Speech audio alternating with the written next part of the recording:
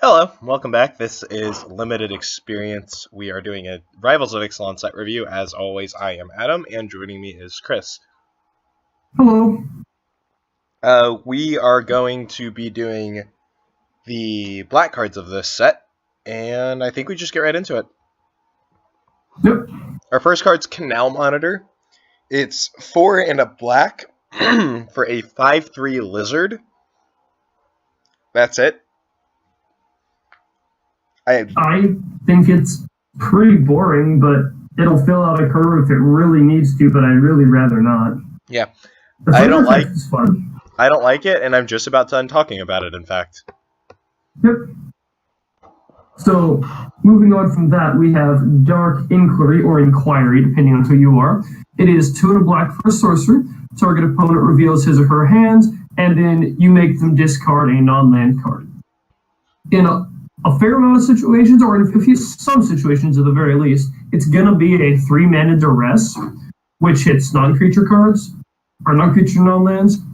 But the fact that this hits creatures, and the fact that they will likely still have things in their hands when you play it, assuming you play it anywhere near turn 3, it will likely have some sort of relevance.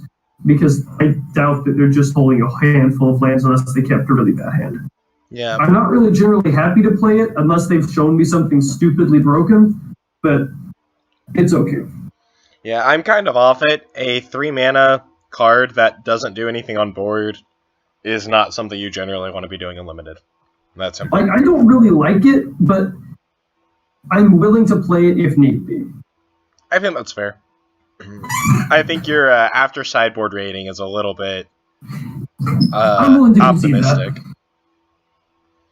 But if it's the point where I'm sideboarding it in, I'm probably pretty desperate. Also, I'm really trying to figure out what's the thing that's doing the mind control here. It straight up looks like Davy Jones, but from like the back. I thought it was just a vampire dude or chick or something. It has the gold hands. Yeah, but I don't know, maybe. And like all of that is like, it's hair. Yeah, you're probably right. Maybe you went to a tanning booth. Alright, moving on. We have Dinosaur Hunter. It's a 1 and a black for a 2/2 human pirate. And if it deals, it has Dino Death Touch. If it deals combat damage to a dinosaur, destroy that creature. Deals damage, not combat damage, sir. You're correct, so although situational different. I don't think the situation ever comes up in Rivals of dealing non-combat damage from creature to creature. Fighting, I suppose. Yep. I rescind my statement. Ha! You've been rescinded. Well, my opinion of this card, it's fine. It's a 2-mana 2/2 that very occasionally does something better. Yep. It's fine, and it's a relevant creature type. So, I'm going to move on to Dusk Charger, which is 3 and a black for a 3/3 horse. So, who knows, maybe there's a horse tribal deck coming up in Standard, but it's not relevant here. It has Ascend, which is the City's Blessing mechanic, for those of you who forgot. And when you have City's Blessing, or if you get City's Blessing, it gets +2/+2 and becomes basically a 4-mana 5/5 vanilla. I think it's fine. I mean, it's not great. 4-mana for a 3/3 is okay, and late game it's reasonably relevant, so I'm okay to play it. Yeah, both halves of this card are exactly fine. A 4-mana 3/3 is fine, and on turn 8 or whatever, when you finally get the City's Blessing, a 5/5 is also fine. Like, yeah. It does. I think it would be like most cards that aren't. I think this card would be a lot better if it was a relevant creature type. Not really sure. Maybe Dinosaur would be how it would. They don't put dinos in black. I know. Outside of a special occasion. Yeah, except for the exact one black dinosaur card that's in the set. Yeah. Dinos are in red, green, and white right now. Yep. The next card we have is Dust Legion Zealot. It's 1 and a black for a 1/1 vampire soldier. And when it enters the battlefield, draw a card and lose a life. This is a slightly worse Phyrexian Rager. Is that right? Phyrexian Ragers are 2/2. I wouldn't say slightly worse. It's just slightly smaller. You're paying 1 less mana to get 1 less power and toughness. I thought Phyrexian Rager was 1 in a black. If it's 2 in a black, then No, it's 2 in a black. Okay. Either way, very powerful effect, as Phyrexian Rager has proven. A card is well worth a life point, and getting to... One of the problems with small creatures like 1/1s is they don't really do anything, generally. And getting to replace the card that you cast with a fresh drawn one is pretty good. Yeah, and this is an irrelevant creature type. Yep. So that is a bonus here. Do you have anything? All in all, I think it's good. Think it's good? Past that, we have Fathom Fleet Border, not like the kind that goes around countries, but the boarding things kind, I guess. 2 in a black, so 3 mana for a 3/3 Orc Pirate. That's pretty good. What's the downside? Oh, when it enters the battlefield, you'll lose 2 life if you don't have any other pirates. Yep. I don't care. It's a 3 mana 3/3 and a relevant creature type. I think it's fine. Yeah, enough of the time, the downside isn't actually going to be a thing. Mm-hmm. That,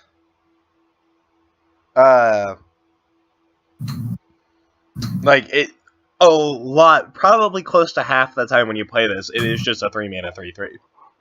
Yeah. With no other text, which is a good card. And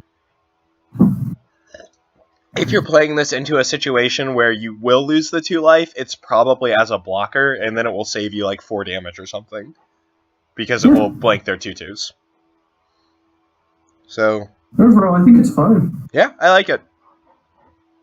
Grasping Scoundrel's up next. It's black for a 1/1 human pirate, and it gets +1/0 as long as it's attacking. So it's a 2/1 while it's attacking. I mean, it's a 1-drop with a relevant creature type that occasionally does things. Yeah.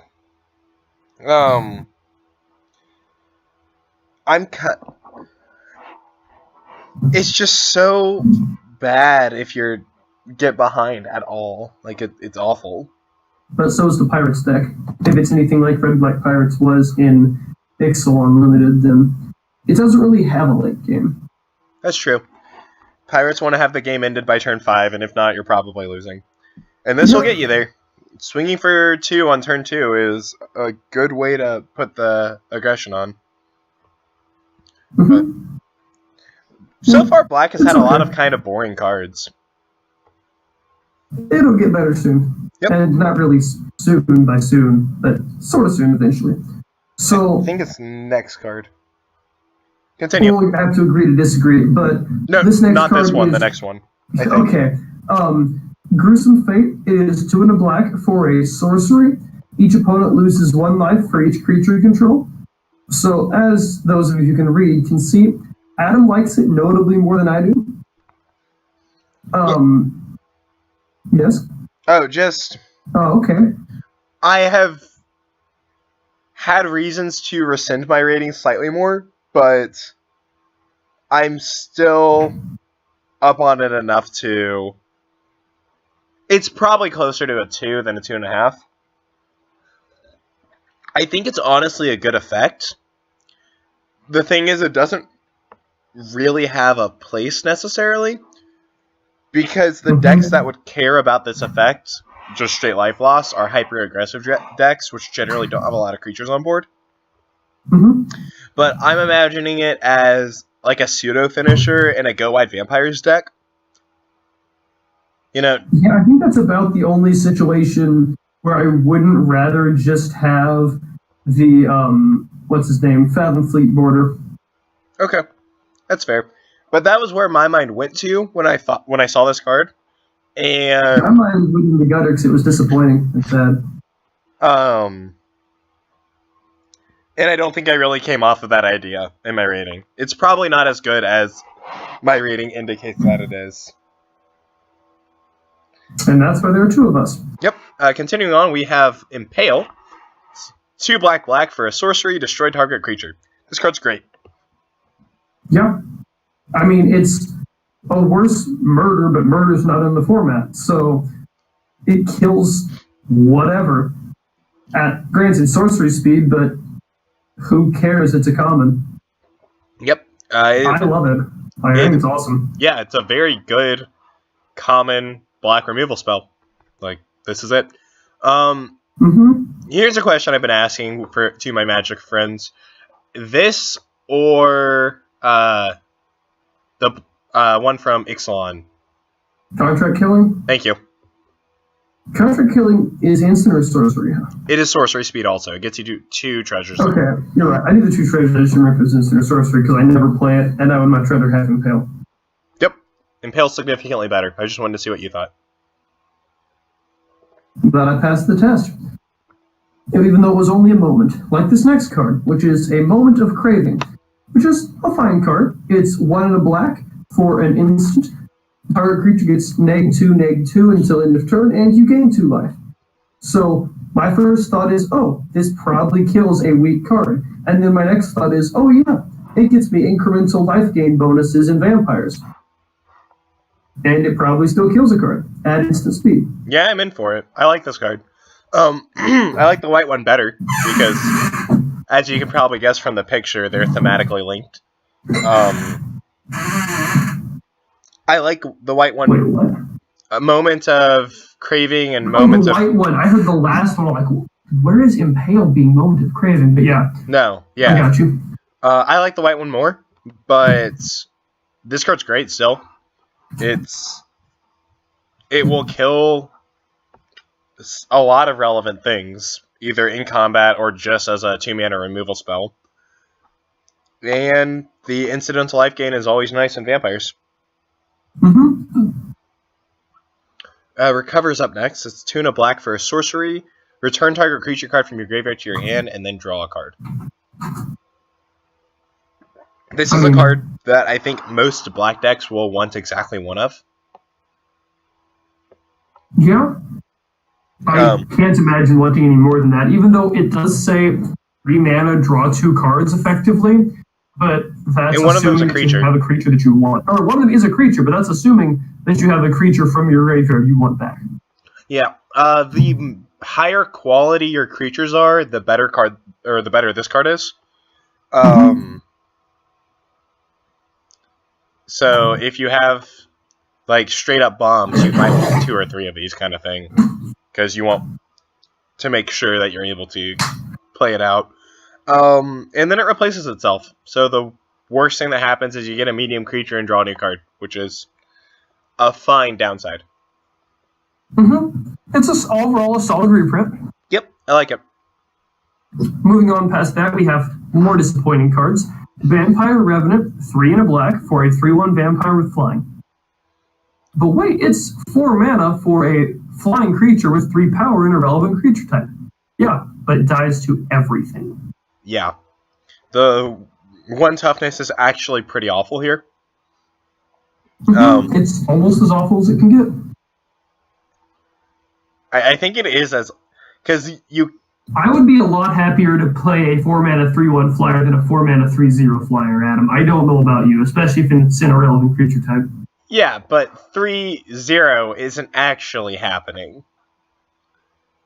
So, like, they're not going to print a card that's a 4 mana 3/0. And they weren't going to do another unset, but look what happened to that. No, I disagree about that. Mark Rosewater wanted unset so bad, but we're getting off topic, and let's not do that. Yeah, because we have like 4 hours left.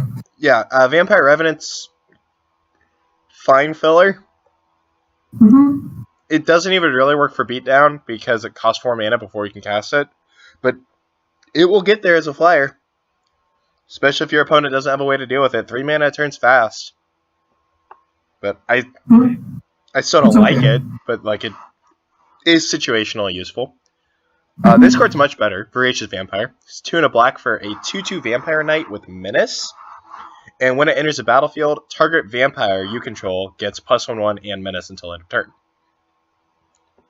I like him. I mean, it's 3 mana for a 2/2, which is mediocre, but he has the upside of Menace, which is fine evasion. And he has the bonus of he gives a vampire something. So if you, especially if you have like an Adanto Vanguard, then I think he's pretty well just great. Yeah, this is one of the vampires that you will really want to get. It's going to be Not on the same level, but similar to like Anointed Deacon from Ixalan. Like just a vampire that you just want in your deck. Oh yeah, and he's a common, so you'll probably actually get one. Probably multiples. Yep. Into uncommons, we have Arterial Flow. It's 1 black for a sorcery. Each opponent discards 2 cards, and then if you control a vampire, each opponent loses 2 life, and then you gain 2 life. Well, I'm not playing it unless the vampire clause is turned on. Yep. 3 mana for a person to discard 2 cards. If I really need a 23rd card, I guess I'll cast it. But unless I'm in a vampire deck, I'm not running this. Yep. I'm fine with my last card being a Mind Rot, and a Mind Rot with upside is I'm also fine with. A little side note I wanted to talk about with this card is this card stacks into Two-Headed Giant. So it will be 3 mana, your opponents discard 4 cards and then lose 4 life. You still only gain 2 life, but this will be unbeating in Two-Headed Giant if that's at all relevant to eventuality. And eventually we'll move to the next card, that being the next member of the Forerunner cycle, Forerunner of the Coalition. It is 2 and a black for a 2/2 pirate, and it's just like the other Forerunners, when it enters the battlefield, you can fetch or tutor a pirate card from your library and reveal it, show it off, and shuffle your library and put it on top. And of course, there's a pirate ETB ability, so whenever another pirate enters the battlefield under your control, each opponent loses a life. I think this is the worst Forerunner. Yeah, but a bad Forerunner is still an okay card. Still a card I want in my tribal-based deck. Like, if I have a pirate deck, there's no way I'm not running this. But I think it's worse than the other ones. Yeah, I think it's still fine. Yeah. What do you think would be the best pirate to search up with it? So like the best pick for pirate. Okay, so you cut out half your words there from my side. The best pick for a pirate, honestly, I am not entirely sure offhand. Let's see. I'd be inclined to say it's something like Fathomplate Firebrand. Yeah, I'd be willing to believe that, but I don't know. Anyway, moving on. Our next card is Golden Demise. It's 1 black for a sorcery with Ascend, which is the city's blessing thing. All creatures get -2/2, and then if you have the city's blessing, only your opponent's creatures get -2/2 instead. Until end of turn. Yeah, it's not permanent. I mean, I'm happy to run a pseudo board wipe, especially if I'm running black and I'm not running tokens. Yeah, it's a mini language, and that's fine. Yeah. Like, nothing too special, it's fine.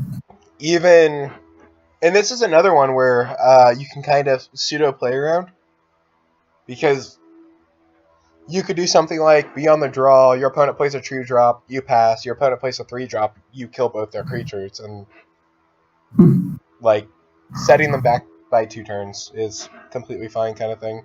Obviously. Also, okay. So you can say whatever. I figured out what pirate I want. Took me some thinking. I think I got it. Just, it gets significantly better late game because it completely screws up a combat by shrinking all your opponent's creatures. Oh, yeah. So, which pirate?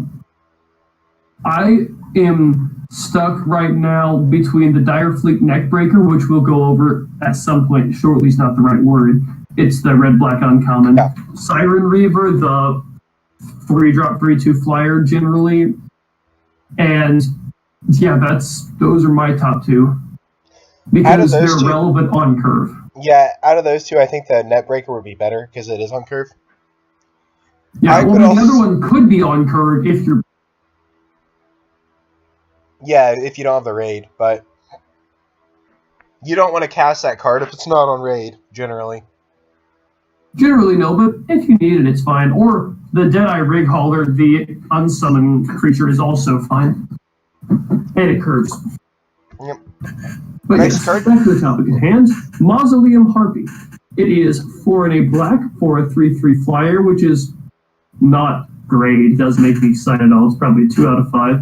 But it has a sin, so if you have City's Blessing, when another creature you control dies, it gets a 1/1 counter. Yeah. I think I'm optimistic on this card. I think you're probably closer to the mark here. Huzzah! Which is disappointing, because I want a card like this to be cool, but it's just not. Yeah. Neither sides excite me.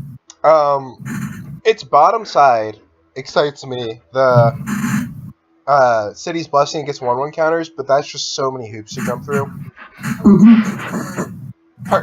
Although it plays well into itself, because if you have 10 permanents, you probably have a couple creatures that's fine to throw away kind of thing. Hopefully.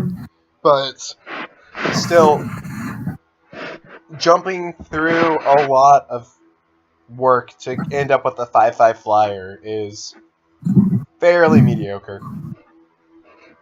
Yeah. Especially one that's not a relevant creature type. Yep. Our next card is Oathsworn Vampire. It is 1 and a black for a 2/2 Vampire Knight. It enters the battlefield tapped, and you may cast it from your graveyard if you've gained life this turn. I like this card a lot. I think it's super cool. I like it too. I guess not as much as you like it, but it definitely goes with the other 2-drop ETB, or the 2-drop B tapped, untapped from life Vampire Knight. And he was great. This one's slightly less great, but he does give you recursion of himself at least, and that's fine. Yeah, it reminds me of it was the Amonkhet zombie. Not Relentless Dad.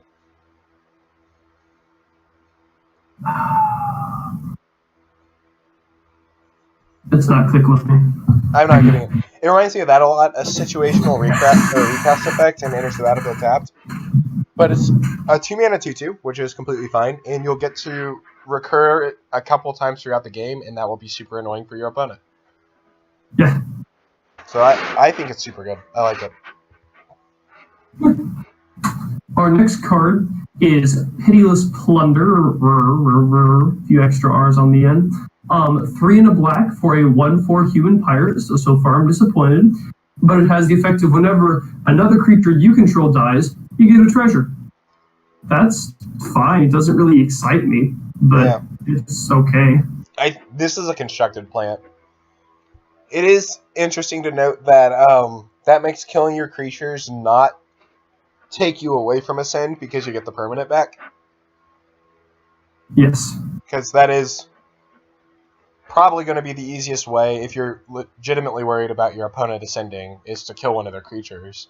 And this won't work because you'll get the treasure token, which is a permanent, so you're... That is true. So if you're any sort of blue-black ascend, then it's definitely better. Also, I figured out the zombie you were talking about. It's Dread Wanderer. Dread Wanderer, thank you. Our next card is probably the best uncommon in the set. If it's not, I'd be surprised. Ravenous Chupacabra. I hesitate to hear you probably, but yes, Ravenous Chupacabra, continue. It's 2 black for a 2/2 Beast Horror, so not a relevant creature, and in this case it doesn't matter, because when it enters the battlefield, destroy target creature an opponent controls. It's awesome. It's like Impale that comes with a free 2/2. Yeah, it's literally Impale with a 2/2 attached. Which is, like, just great. What did you say about my probably? You said it's probably the best uncommon in the set? Yeah? I'm trying to think of any other options. That's fair. I didn't want to blatantly say it was literally the best, and then someone proved me wrong eventually. But going into it, this does seem like the strongest. It's weird to me that they made essentially a strictly better uncommon versus a common in the same set kind of thing. Yeah, that is kind of odd. But it's But they've done a lot of weird prints this set, so... Fantastic card. If you ever see it in a draft, black is open, and you should start taking black cards. Like... Yeah. Like, I generally say don't overestimate singling, but this is absolutely amazing. Yeah. Also, I am standing by... It's the best monocolored uncommon in the set. And often the best uncommon in the set, just straight up. You're probably right. I just didn't want to make a blanket statement, like I said. I can only think of one possible other contender. But this next card, which isn't it, it's still good, though. Our next card is another strictly better card, which is, again, kind of weird. It's Reaver Ambush. It's 2 and a black for an instant. Exile target creature with power 3 or less. It's Vanquish the Weak, except an exile effect.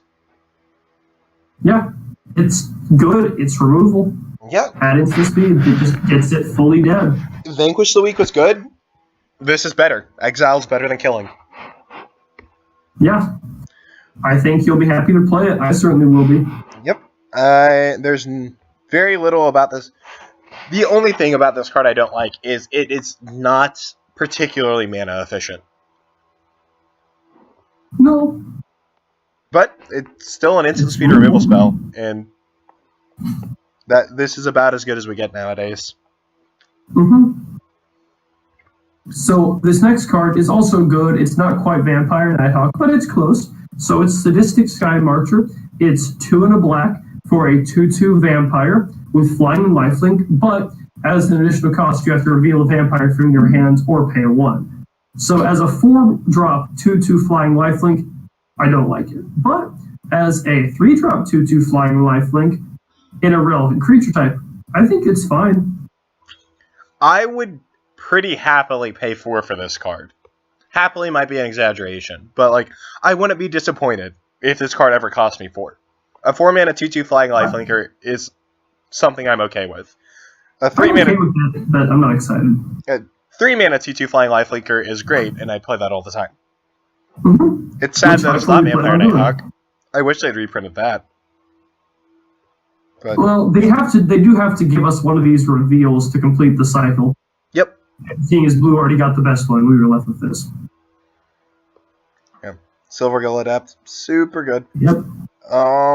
What's next on our list? I think we're into rares now. Our next on our list is rares. Yep. First off is Champion of Dusk.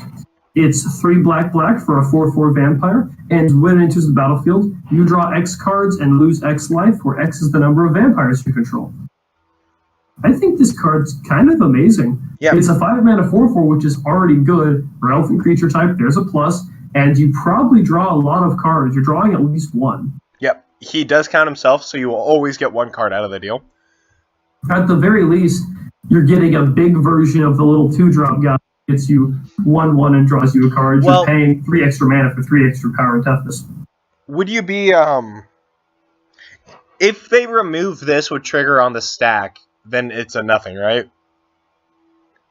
Because you won't control any vampires anymore.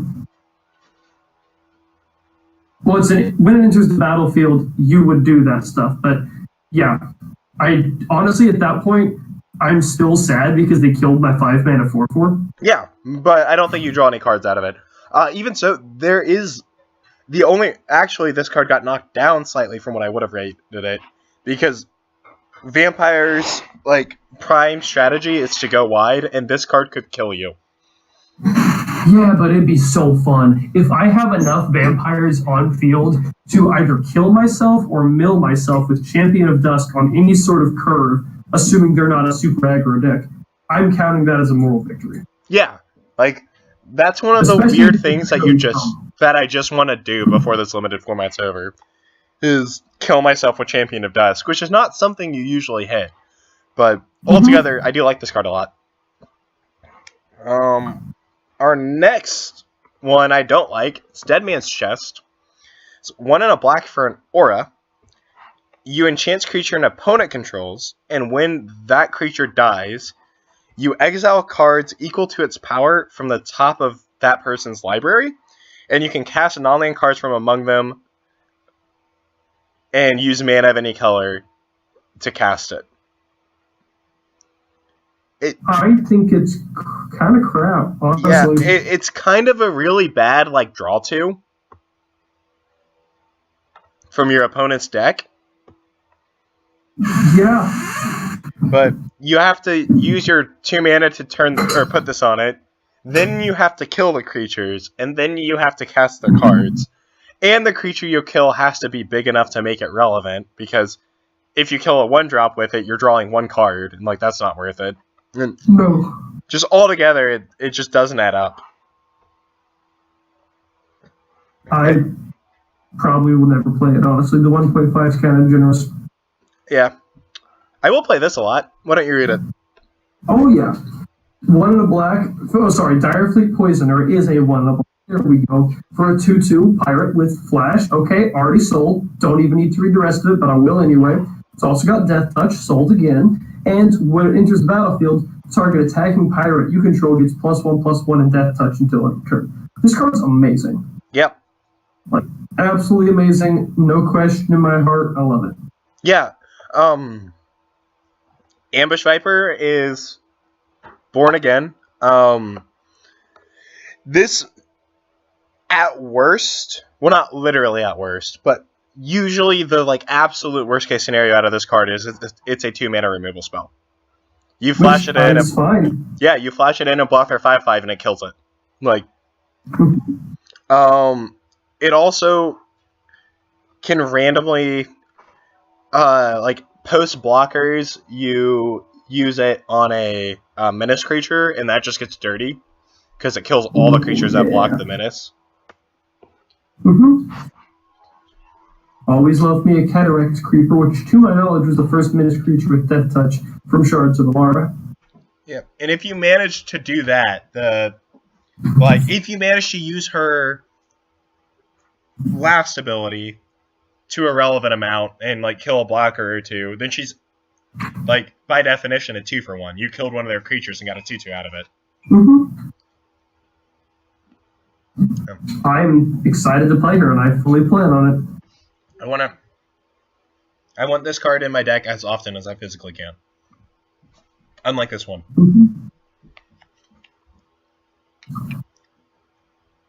Mastermind's Acquisition. I'm sorry about that. I was taking a drink of water. It's 2 black for a sorcery that lets you put a card from your library or your sideboard, essentially, into your hand. In constructed play or tournament play, cards you own from outside the game are considered just your sideboard. And paying 4 mana to tutor a situationally good card out of my sideboard or a card out of my deck is not something I want to do unless I have a absolutely ridiculous bomb. I don't plan on playing it, but of course it is dependent on the quality of, or the individual card quality of my deck, which is why I gave it slightly above a disappointing rating. You usually do not want to be casting that, though. No, because it adds 4 to whatever the cost of your best card is. Yep, and that's generally not good. This next card, though, while I don't want to pay an extra 4 for it, is still probably the best card in my deck. It is Tetsamok. I would happily pay 4 extra mana for this. I'd use this ability 4 times. I mean, 4 different extra mana. Fine, we'll get there, though.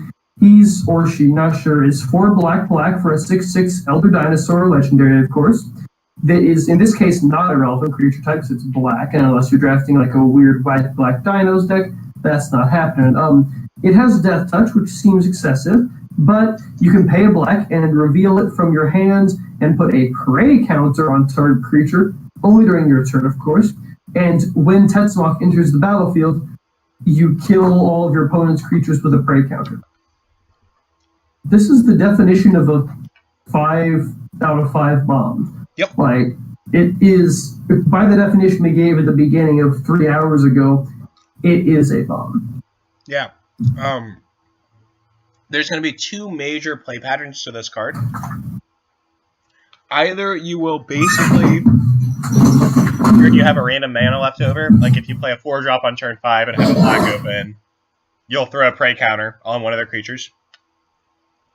I guess there's 3, because the other one is you take your entire turn 6 and just load down their entire board with prey counters, and then on turn 7 it's a Wrath. And then the last mode of it would be top deck it on turn 8 or something, and kill their 2 best creatures and get a 6/6. Assuming honestly, you hit I'm drops totally every turn 8.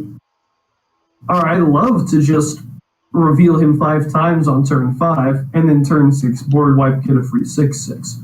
That's also fine. Although it would be amazingly sad if turn 5, burn your whole turn, Tetsumaking, and then they make you discard cards. And you have to discard Tetsumak. That would be incredibly depressing. But you know what? Don't care. Had a giant dinosaur. Yep. This next one, I'm not excited about. It is Tomb Robber. It's 2 and a black for a 1/1 pirate. Already disappointed. It has Menace, which it's a 1/1. It's not a major deal in my book, but you can pay a generic discard card and make him or her explore, which is a cool idea, but you're likely not getting real card advantage. So I'm not very excited about it. I'll play it if I need a 3-drop. But unless I am just absolutely off the wall here, this one doesn't get my little heart pounded. Because there is no card advantage. It is card disadvantage to do this. The only way Explore draws you a card is if it's a land. And then granted, you can beat the ability into itself. You can keep ditching land cards over and over and over again and drawing new ones. It'll be in a 1/1 counter each time. Yeah. But eventually... Or sorry, no, that doesn't even give it a 1/1 counter, because to give it a 1/1 counter, it has to not be a land. Yeah. You're right. I mean, you could always go for the 2 rare combo of getting the Dire Plate Poisoner, and then this is the 1/1 with Menace to kill 2 of their creatures. Well, sure, but I could also, my opponent could literally just fall dead in front of me, and I get a free win because they don't know what to do. Yeah, I'm giving it a speculative rating of 2.5 on the idea that there's some like black-green Explorer archetype, which half of a thing in regular Ixalan, and it might be a total thing. So, but 2.5 is definitely probably as high as this card is. Like, that is its maximum upside. Yeah, I'm excited to put it in a black-green standard Explore deck, but oh well. Vonet's Hunger is up next. It's 2 and a black for an instant with Ascend. And it's an edict. Each opponent sacrifices a creature. But if you have the city's blessing, they sacrifice half of their creatures. Rounded up. Rounded up. So I like it. Yeah. This is a pretty standard cost for edict effects nowadays. Target opponent sacrifices a creature. It is 2 and a black for instant speed. This gets really good in 2 situations. One is the city's blessing, and then you just kill half their board. Although it's always the worst half, which is a downside, obviously. If they have 4 stupid vampires and 4 stupidly good vampires and 4 1/1 vampire lifelink tokens, they'll sacrifice their 4 tokens, and you didn't really get anything out of it. I would be okay to spend 3 mana at instant speed and kill 3 1/1 lifelinkers with a relevant creature type. Yeah, but you would rather it obviously kill. Of course. So the play pattern is you Mindslaver your opponent and then bonus hunger them, and then you get to pick what they sacrifice. I'm wondering where you find a Mindslaver. Doesn't mean you're cutting out. Well, obviously you find it with Mastermind's Acquisition. Card you own from outside the game, though. And go get a Mindslaver. Okay, Clearly. Unless they're doing like a Zendikar Treasures thing, where they have cards from other sets and old print runs just hiding in the packs without telling anybody. And at that point, we would call this real return to Zendikar. But yeah, it's fine. I'm excited to play it on occasion, especially if it's late game in 2-headed giants. And yeah, I look forward to it. Just like this next card, which is Twilight Prophet. It's our token mythic. 2 black for a 2/4 vampire with flying. Already fine for me. And it happens to have Ascend. And at the beginning of your upkeep, if you have City's Blessing, you reveal the top card of your library and put it into your hand. And each opponent loses X life and you gain X life, where X is that card's converted mana cost. I think that's great. If you have City's Blessing, this card not only gives you card advantage, it kills your opponent and helps you stay alive. Yeah. am actually willing to rate this a 4, looking at it again. Yeah, this card is one of the first Ascend cards so far that really makes me want to jump through the hoops to get there. Like, I would do anything I could to keep 10 permanents in play just so I could turn this thing on. Because drawing an extra card and draining your opponent every turn essentially for free is disgusting. Oh, yeah. And usually effects like this are... It wouldn't have the opponent clause and you would lose X life. Obviously they can't do that because it's so difficult to do anyway. It would just be a bad Dark Confidant. Yeah. But, like, you don't usually see both halves of that. Like, even Soren from Shadows over Innistrad, he just drained them. He didn't heal you, kind of thing. So, it's neat to see both halves of that. They lose life and you gain life for the converted mana cost. That's the end of our Black review. Yeah, this one only took us like 12 hours, so that's a plus. Yeah. So, as I said at the end of the Blue review, I'm pretty sure Black is the best color.